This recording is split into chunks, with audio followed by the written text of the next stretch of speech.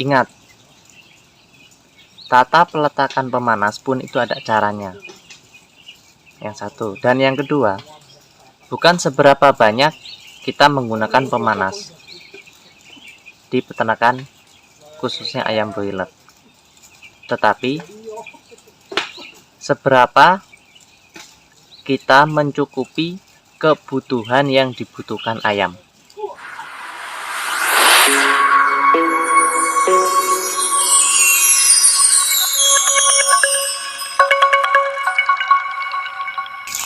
Bismillahirrahmanirrahim. Assalamualaikum warahmatullahi wabarakatuh. Kembali lagi bersama saya di channel Pejuang FCR, channel yang membahas seputar peternakan khususnya di ayam broiler. Oke, lanjut aja. Dalam kesempatan kali ini saya akan mereview pemanas yang saya gunakan selama beternak ayam broiler, karena ini teman-teman juga sudah banyak yang minta suruh mereview. Nah, dalam kesempatan kali ini saya akan mereview apa saja yang saya gunakan dan bagaimana cara saya menggunakan, dan saya mohon banget tolong jangan di skip-skip nontonnya ini, karena berurusan dengan nyawa, salah sedikit bisa fatal. Ingat, tata peletakan pemanas pun itu ada caranya.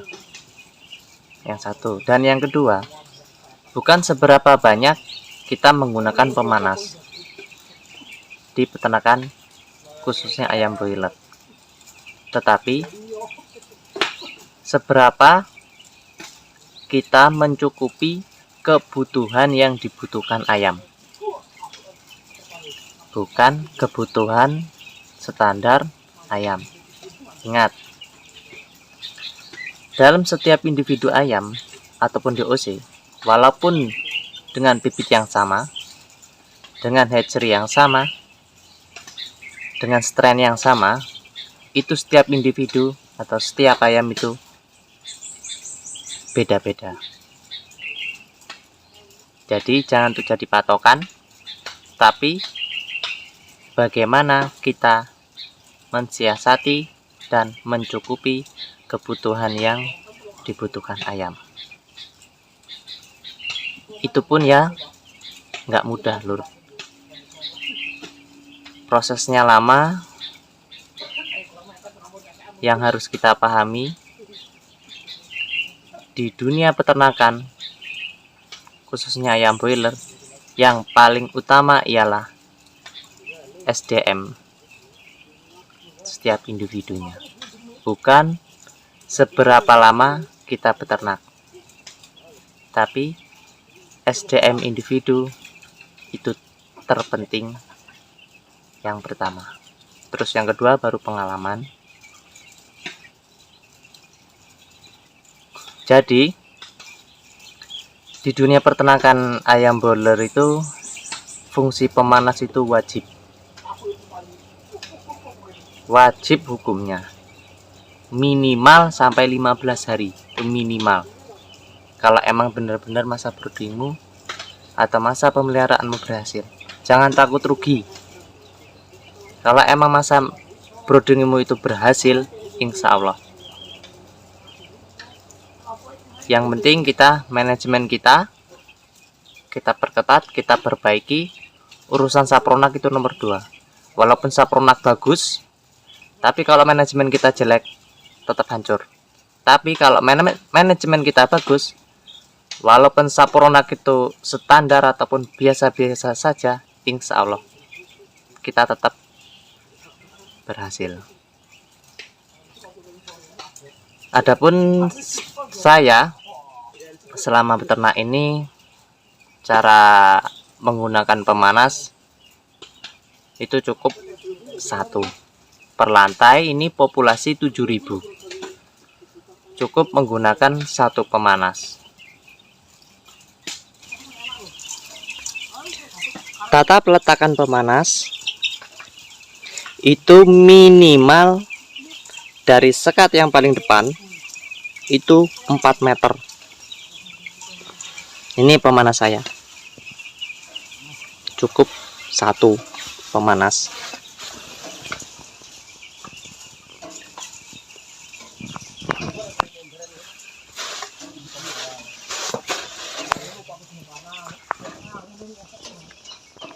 nggak jelas lur ya.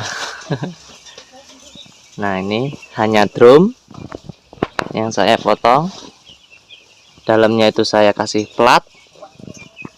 Nah, ini kompor semawarnya di dalam sini. Ini plat semua. Yang atas itu plat pir mobil, pir baja. Yang kalau yang untuk penutup, aduh, kan. Nah, yang depan ini plat 1 mili apa 2 mili itu ketebalannya. Kemudian yang belakang ini kipas untuk pendorong, itu juga saya tutup full, saya lubangin untuk mengeluarkan hawa panasnya.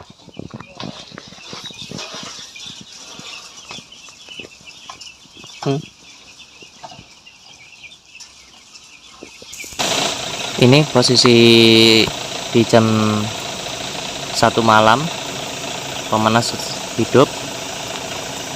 Alhamdulillah cukup. Ini posisi ayam umur 5 hari. Tadi udah saya sampling bobotnya, kerataan atas bawah di 150, yang bawah 170, yang atas 130.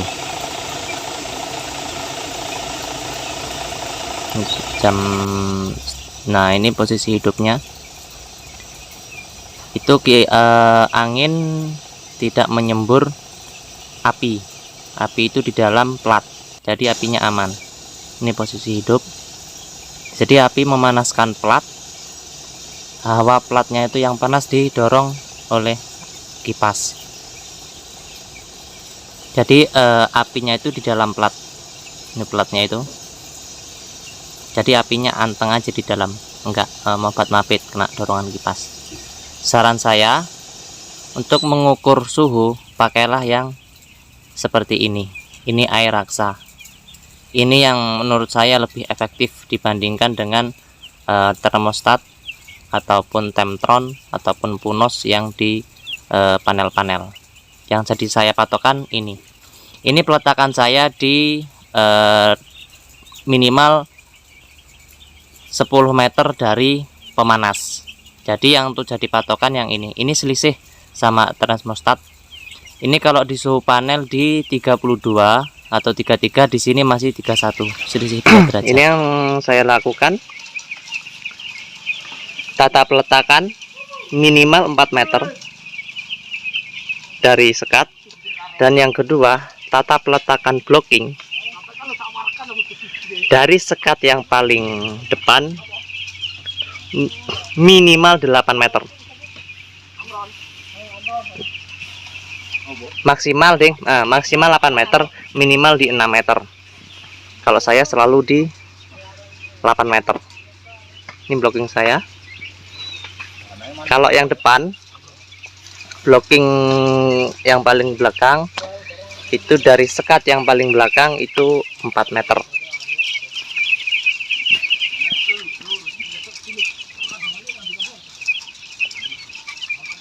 Bukan setiap plong, kecuali untuk kandang open. Nah, ini untuk tanda tanya. Kalau kandang open, bagusnya emang setiap plong, karena dia mengandalkan udara dari lingkungan kandang. Beda lagi ceritanya di kandang klosos. Kandang klosos itu lebih baik pemanasnya di depan. Kalau sampai memakai gasolek, taruhlah gasolek itu di depan sini aja. Mau 4, mau 5, mau 6, tapi yang di depan saja yang sampai taruh. Bukan di setiap plong.